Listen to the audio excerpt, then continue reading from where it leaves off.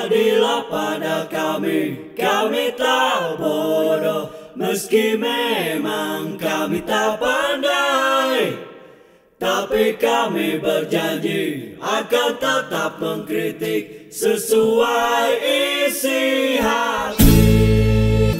Hei penguasa, ini kami rakyat jelata. Engkau ada untuk siapa?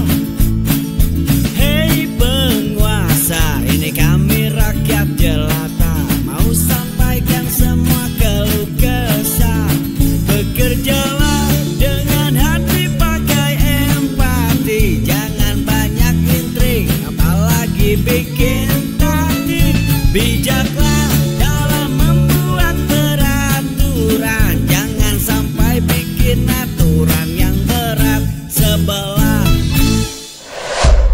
Bicara penguasa baru tampaknya agak mencemaskan ya.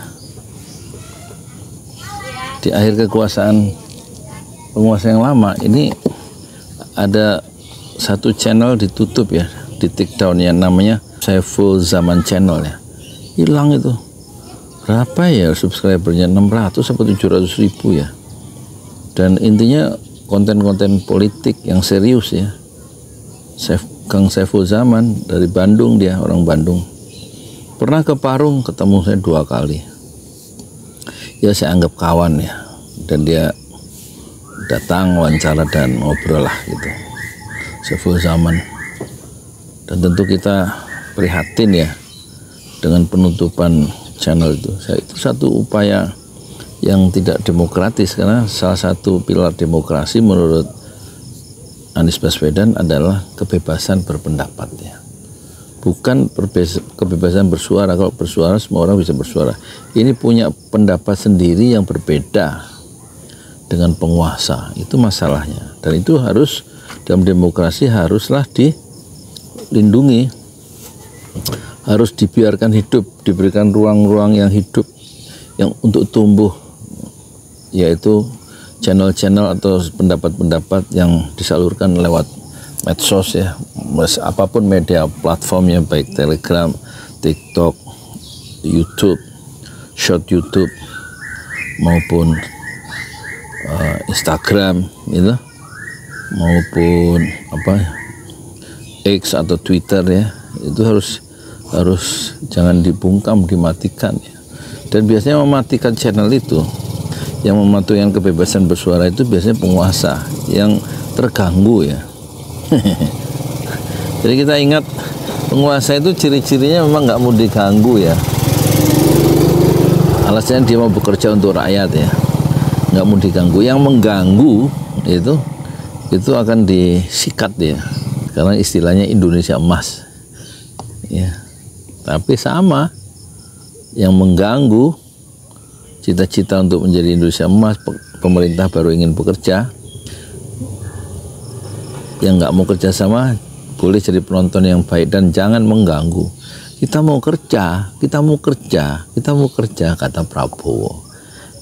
Intinya kalau kamu ganggu saya penjara, gitu maksudnya kan? Ya karena apa istilah ganggu di situ? Kalau kamu ganggu, maka koran kamu saya bredel kan gitu, saya tutup. Ditutuplah Tempo, editor sama majalah Tempo, editor sama waktu itu saya satu lagi, karena dianggap mengganggu kekuasaan. Nah sekarang Prabowo belum dilantik, dia sudah dibilang di Rakornas PAN itu, Partai Amanat Nasional, dia bilang gitu. Dia terima kasih kepada kelompok-kelompok kekuatan bangsa yang mau kerjasama untuk membangun negeri, mensejahterakan rakyat dan lain-lain. Biasa penguasa bahasanya selalu ingin mengabdi negeri kan gitu ya. Ingin membela rakyat, jangan rakyat sampai ada yang kelaparan, jangan ada rakyat yang nggak punya pekerjaan gitu. Bahasa-bahasa yang jargonistik ya, ingin ngasih makan gratis gitu ya. Tapi kalau yang nggak mau kerjasama, silahkan jadi penonton ya, penonton yang baik, dan jangan mengganggu gitu. Jangan mengganggu. Jangan mengganggu. Karena kita mau kerja. Dan kita sayangkan ya, suara yang mengkritik penguasa seperti dikerjakan oleh Saiful Zaman Channel itu tiba-tiba hilang. Mungkin diduga sebagai laporan report massal ya, dilaporkan oleh pihak-pihak tertentu. Ya, yang melaporkan siapa yang menggerakkan itu?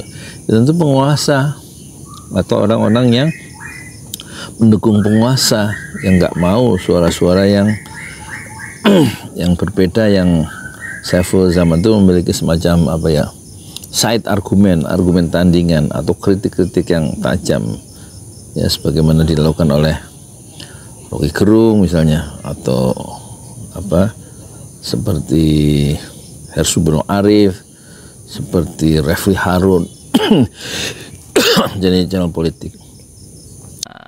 Anda presiden memalukan. Coba kita dengar ya, pengamat politik. Yang lain jangan mengganggu.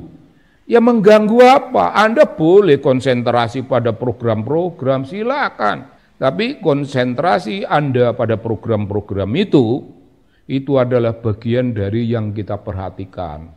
Emang Anda sempurna? Ya kagak lah, nggak sempurna. Ya, Anda membuka suatu celah untuk kritik. Anda membuka suatu celah untuk orang-orang yang juga menyintai Republik ini menyatakan sebuah kekeliruan. You melakukan kekeliruan dengan cara ini. Ini bukan mengganggu, Bung Bowo. Waduh, bahaya. Anda presiden kok menyatakan kayak begitu? Oh, memalukan. Saya itu bertanya-tanya ya, di kiri kanan Prabowo itu apa? Ada apa orang kiri kanannya?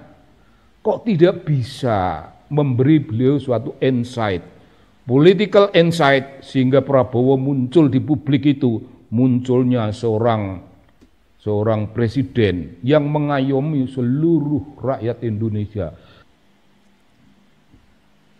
Bayangkan ya, belum jadi presiden nih, tapi bahasanya sudah memunculkan bibit-bibit otoritarianisme dari seorang Prabowo. Kami mau kerja, jangan ganggu. Loh, ini negara demokrasi, harus ada check and balance. Kalau semua nggak boleh mengkritik, apa ini tanda-tanda bahwa seluruh oposisi akan digilas oleh Prabowo? Ngeri kalau begitu. Bukan lagi negara demokrasi kalau begitu.